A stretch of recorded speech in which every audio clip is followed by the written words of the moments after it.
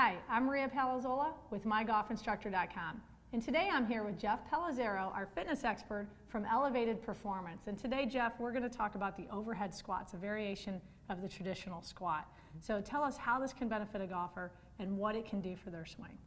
The overhead squat is, first, a very difficult exercise, which you know. Yes. But what it does is it works on pretty much the entire body. The squat is generally a lower body exercise. This brings in an upper body component to it.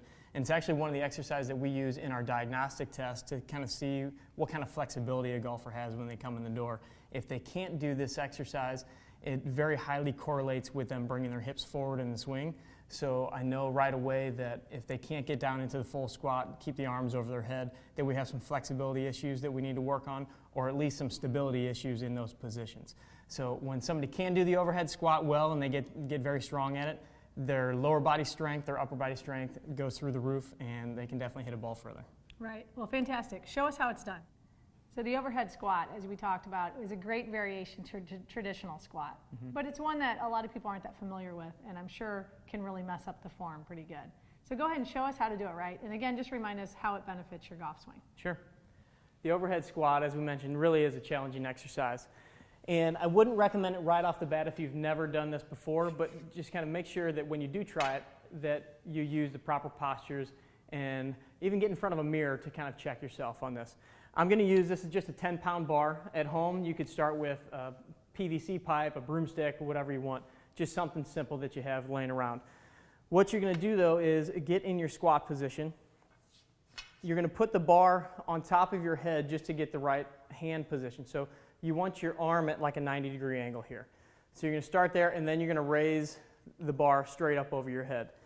Once you're in your good squat position, then you're going to try going all the way down to the ground and come back up. The idea is to keep the hands behind your toes. So when you come down, you don't want your hands this way, because then you're going to put a lot of stress on your back. You want them all the way back here, and then you're going to come all the way back up. Now, that's a very challenging position to get into, and you'll find that if you raise your heels up a little bit, it's going to make it just a little bit easier. So a little tip that we use in the gym is grab something that you can prop your heels up on. I'm just going to use some dumbbells because most people have a dumbbell at home. And you're just going to put your heels up a little bit. That way when you go down, it's a little easier to maintain that upright position and then come right back up.